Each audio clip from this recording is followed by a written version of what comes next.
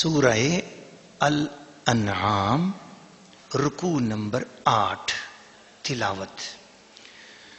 وهو القاهر فوق عباده ويرسل عليكم حفظا حتى إذا جاء أحدكم الموت توفته رسلنا وهم لا يفرطون ثم ردوا إلى الله مولاهم الحق ألا له الحكم وهو أسرع الحاسبين. قل من ينجيكم من ظلمات البر والبحر تدعونه تضرعا وخفيا لئن أنجانا من هذه لنكونن من الشاكرين.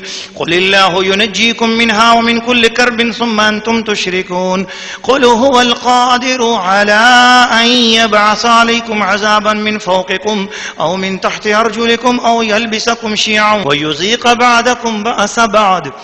انظر كيف نصرف الآيات لعلهم يفقهون. وكذب به قومك وهو الحق قل لست عليكم بوكيل لكل نبأ مستقر وسوف تعلمون. وإذا رأيت الذين يخوضون في آياتنا فأعرض عنهم حتى يخوضوا في حديث غيره وإما ينسينك الشيطان فلا تقعد بعد الذكرى مع القوم الظالمين. وما على الذين يتقون من حسابهم من شيء ولكن ذكرى لعلهم يتقون. وذر الذين اتخذوا دينهم لعبا ولهوا وغرتهم الحياة الدنيا وذكر به أن تبسل نفس بما كسبت ليس لها من دون الله ولي ولا شفيع وإن تعدل كل عدل لا يؤخذ منها أولئك الذين أبسلوا بما كسبوا لهم شراب من حميم وعذاب أليم بما كانوا يكفرون.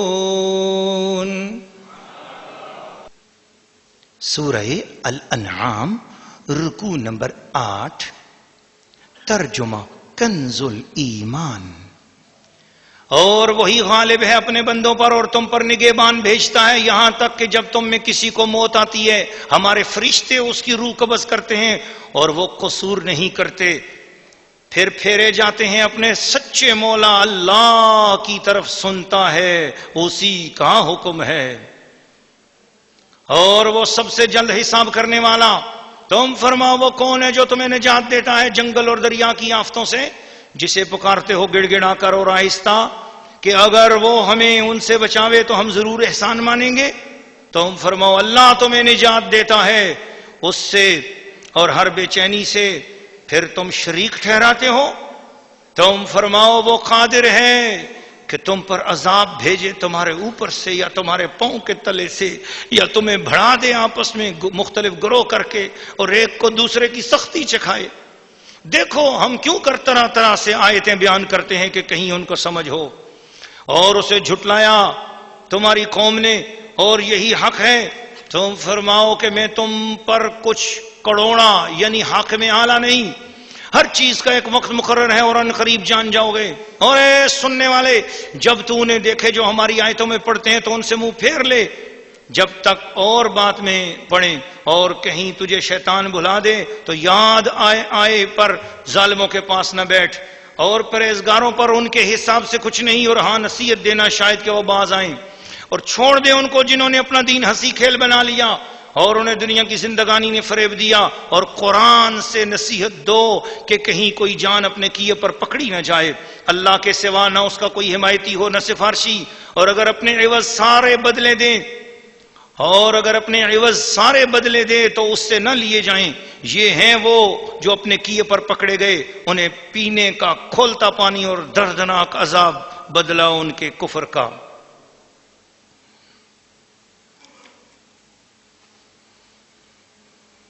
سورہ الانعام رکوع نمبر 8 تفسیر.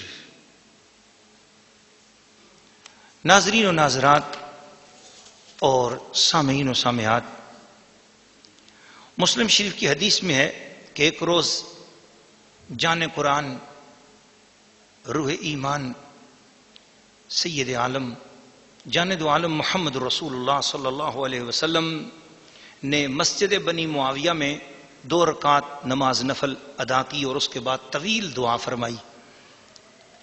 پھر صحابہ اکرام کی طرف متوجہ ہو کر فرمایا کہ میں نے اپنے رب سے 3 سوال کیے، ان میں سے صرف 2 قبول فرمائے گئے ہیں. ایک سوال تو میرا یہ تھا کہ مولا کریم میری امت کو عام قحط سے ہلاک نہ کرنا، میری امت میں ایسی بھوک اور ایسا قحط نہ آ جائے کہ کہیں میری امت ہلاک ہو جائے بھوک پیاس کی وجہ سے۔ یہ سوال اللہ نے قبول فرمایا۔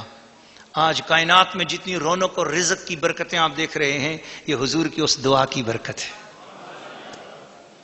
دوسرا سوال حضور علیہ الصلوۃ والسلام نے فرمایا کہ یا اللہ میری دعا یہ ہے کہ ان کو غرق بھی نہ کرنا، اس طرح کے عذاب بھی نہ دینا جس طرح پچھلی امتوں پہ عذاب آئے تھے، جی ان کی شکلیں بگڑ جاتی تھیں۔ مولا مرنے سے پہلے یا اللہ میری امت پر عذاب نہ کرنا، کوئی بھی گناہ کریں تو ان کو قبر میں ان کے ساتھ جو کرنا ہے کرے، لیکن یا اللہ ظاہری طور پر ان کو دوسروں کے سامنے شرمندہ نہ کرنا۔ اللہ پاک نے یہ دعا بھی قبول فرما لی۔ تیسرا سوال میں نے یوں کیا کہ اے اللہ میری امت میں آپس میں جنگ و جدال بھی نہ ہو، آپس میں فرقے فرقے نہ بنے، یا اللہ ایک ہو کر رہیں۔ حکم آیا کہ اے محبوب یہ دعا بھی قبول نہیں ہوگی۔ آج جو یہ اس امت کے اندر حالت ہے دیکھ لو، 2 دعائیں قبول ہوئیں اور یہ تیسری دعا قبول نہ ہوئی، لیکن یہ دعا قرب قیامت کے وقت اس کا رنگ آئے گا۔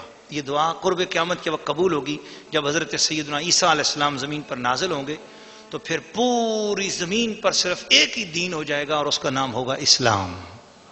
پوری زمین پہ رہنے والے سب کے سب لوگ مسلمان ہو جائیں گے۔ بہرحال اس رکوع میں یہی فرمایا گیا کہ اللہ کے حضور ڈرو، عاجزی کرو، وہی اللہ ہے جو نجات دینے والا ہے، وہی دعائیں سننے والا ہے، وہی قبول کرنے والا ہے۔ لیکن یاد رکھنا دین کو کھیل اور مذاق نہ بناؤ، دین کی بات میں ہنسی مذاق نہیں کرو، بلکہ جب قرآن کا ذکر ہو رہا ہو، قرآن کی بات ہو رہی ہو تو بڑی عاجزی کا اظہار کیا کرو۔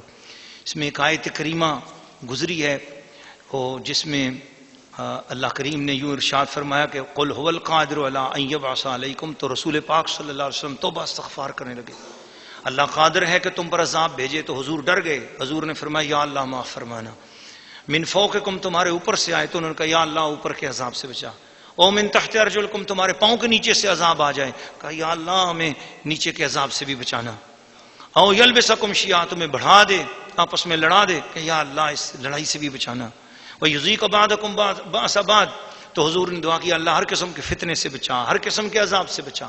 اور میں یہ دعا کرتا ہوں کہ اللہ آپ کو، مجھے، سننے والوں سننے والیوں، ہم سب کو اللہ پاک ہر قسم کے فتنوں اور عذابوں سے بچائے۔